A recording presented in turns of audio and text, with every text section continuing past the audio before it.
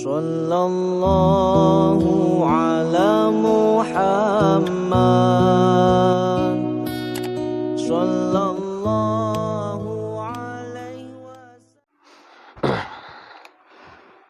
Na'udzu billahi minasyaitonir rajim. Bismillahirrahmanirrahim.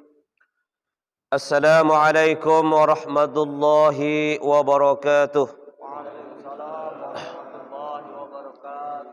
Innal hamdalillah nahmaduhu wa nasta'inuhu wa nastaghfiruhu wa na'udzu billahi min shururi anfusina wa min sayyiati a'malina.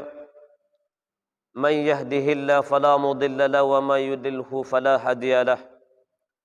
Ashhadu an la ilaha illallah wahdahu la syarika lah wa ashhadu anna Muhammadan abduhu wa rasuluh la nabiyya ba'dah amma ba'du. Suara dalam keluar. Allahumma shalli wa sallim ala sayyidina Muhammad wa ala ali sayyidina Muhammad. Hadirin sidang jemaah subuh yang Allah muliakan. Terlebih dahulu marilah bersama-sama kita membasahi lisan ini dengan rasa syukur kepada Allah Azza wa Jalla yang telah memberikan kita berbagai macam nikmat. Dengan nikmat itu pula kita dapat hadir di Masjid Raya Darul Mubarakah ini untuk beribadah, untuk mendekatkan diri kepada Allah Subhanahu wa taala.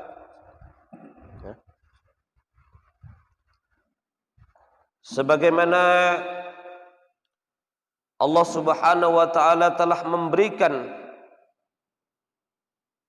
ganjaran-ganjaran dan janji-janjinya kepada hambanya dengan janji yang pasti. Innaka la tukhliful mi'ad. Bersalawat kita kepada baginda Rasulullah sallallahu alaihi wasallam dengan ucapan Allahumma shalli ala sayyidina Muhammad wa ala ali sayyidina Muhammad.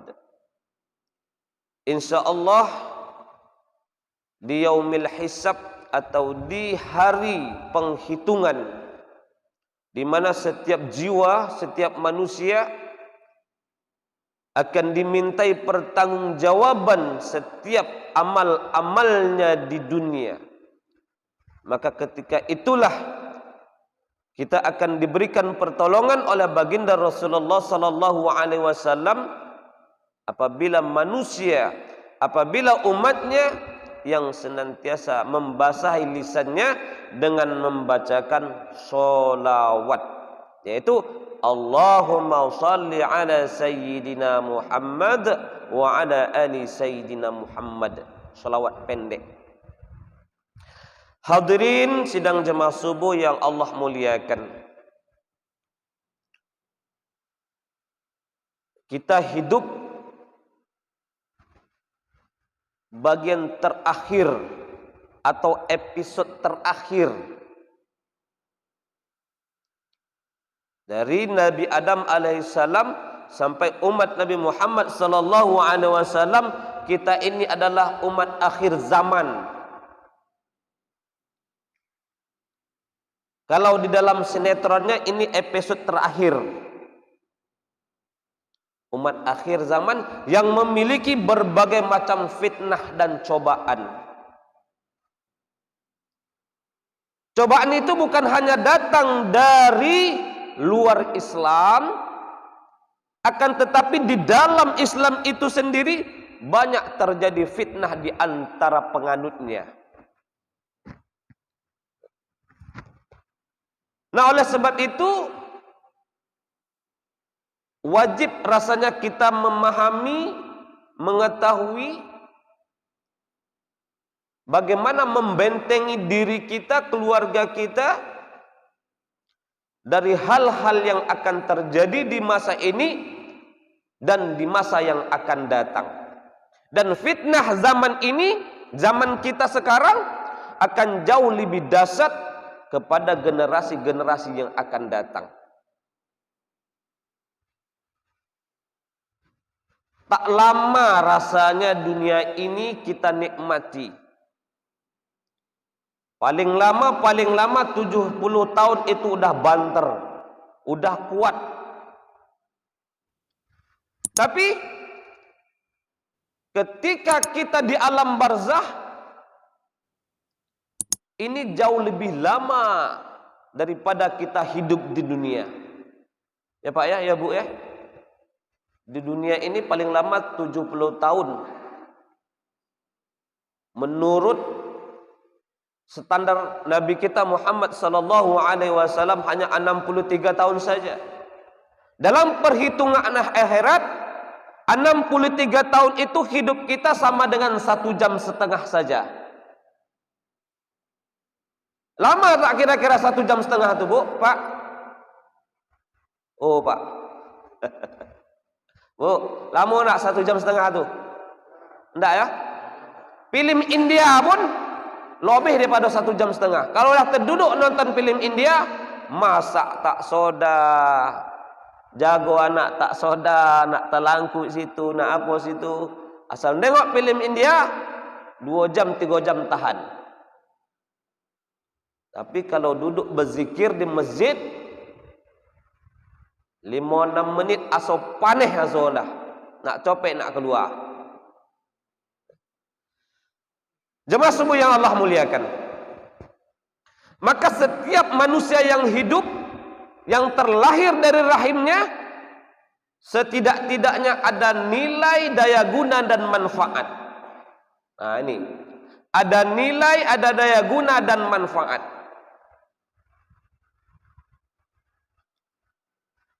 Kita ambil satu misal. Sebanyak pohon dan tumbuh-tumbuhan di dunia ini, yang paling banyak manfaatnya apa? Pohon apa, Bu? Pak? Pohon kelapo. Kelapo itu dari akar sampai ke pucuk-pucuknya ada nilai daya guna dan manfaat. Itu tumbuh-tumbuhan. Akarnya bisa dibuat ubek, diobus-obus, buat ubek herbal.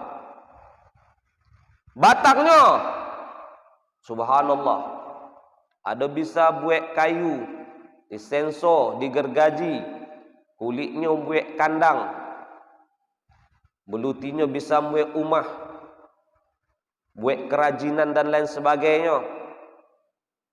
Buahnya, Masya Allah. Airnya, Masya Allah. Daunnya, lidinya, semua bermanfaat. Bahkan batok kelapanya pun, sabuinya pun bernilai guna dan manfaat untuk manusia. Tak ada satu pun di antara pokok kelapa itu yang tidak berguna bagi kita manusia. Semua ada manfaat.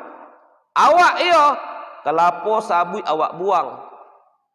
Batok kelapa awak buang. Ternyata di batok kelapa itu sendiri ada nilai guna dan manfaat. Bagi orang-orang yang kreatif, ada dibuat sonduk, ada dibuat irus, ada dibuat centong, ada dibuat souvenir, dan lain-lain sebagainya. Sabui, buat keset kaki. Banyak. Maka apabila Allah titipkan akal, pikiran dan hati kepada manusia, tidak bisa bernilai guna dan manfaat, maka jauh lebih hebat pohon kelapa daripada manusia. Ada lagi satu pohon, bosa tapi angker. Apa pohonnya? Kayuau. Bosa, rimbun, tapi terkadang dianggap angker, serem oleh manusia. Tak ada nilai guna dan manfaat. Jadi kalau ada manusia bosa, tapi tak bernilai guna, tidak berdaya, sama masyarakat, sama dengan kayuau. Ya, hadirin yang Allah muliakan. Jadi dua semisal ini, kalau kita iktibarkan, maka kembalikan kepada diri kita, bernilai guna dan bermanfaat untuk manusia lainnya. Nah, oleh sebab itu hadirin yang Allah muliakan, jadi tidak perlu sombong di dunia ini. Sebab dari lahir dan sampai mati, semuanya butuh pertolongan orang lain. Tidak ada dalam sejarah atau kita dengar orang mati, dia menguburkan dirinya sendiri, dia mengamfani diri sendiri, dia memandikan diri sendiri, enggak ada. Tapi semua itu pertolongan manusia lainnya. Maka oleh sebab itu kita harus berguna, berdaya guna dan bermanfaat untuk orang lain dalam segala hal. Bagi mereka yang berprofesi sebagai nakes atau tenaga kesehatan, tentu prospeknya adalah membantu orang yang sakit. Bagaimana caranya bisa sembuh, dengan resep-resepnya mereka berikan agar mereka sehat. Untuk sehat jasmani,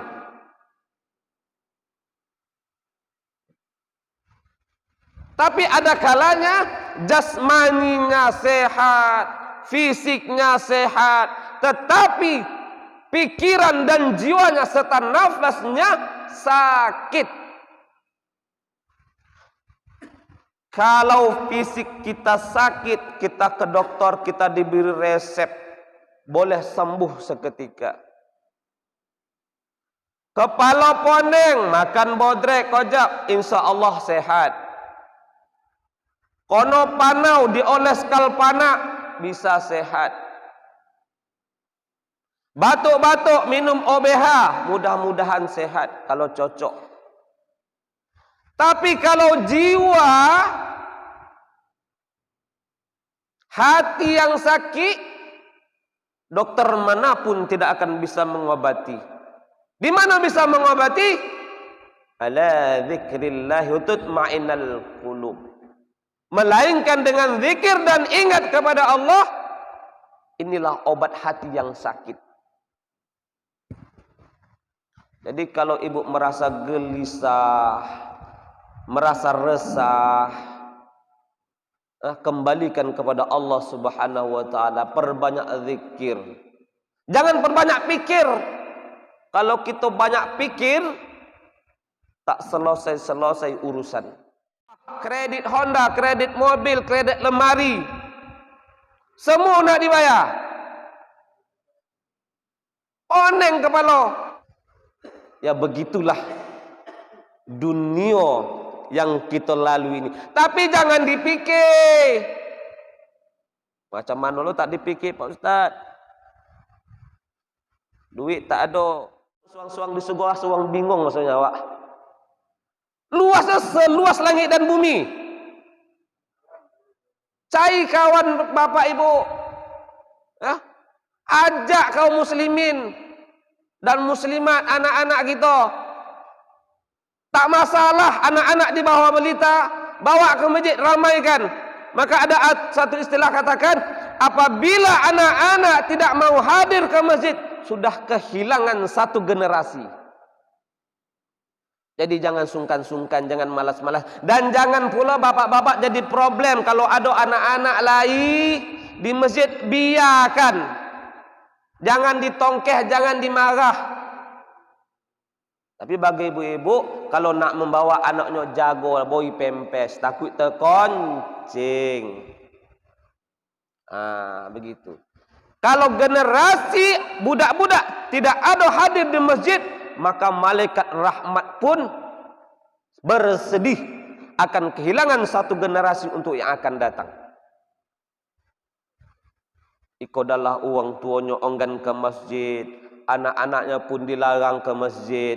Jadi esok siapa nak nunggu ke masjid? Awak uang tua kau dah songal-songal tulang, segala asam naik, asam lambung, asam urat. Tak tolok lain nak togak dia dah. Kono sojuk sikit, dah mengeletek. Nah, oleh sebab itu dalam kesempatan ini ketika Allah memberikan kekuatan kita, manfaatkan dengan sebaik-baiknya. Ajak jiran tetangga, ajak sahabat-sahabat yang lain. Biar penuh surga itu besok. Kita lahir Islam. Karena ada Islam dari keturunan, ayah kita Islam, kakek kita Islam, Islam kita. Waktu kita dikhitankan, Islam membacakan syahadat asyhadu an la ilaha illallah wa asyhadu anna Muhammadar Rasulullah. Islam. Waktu kita menikah pun kita Islam. Tetapi ketika kita mati, kita belum tahu mendapat Islam itu oleh Bapak Ibu. Ya. Bisa jadi iblis laknatullah alaih memencengkan akidah kita. Hati-hati.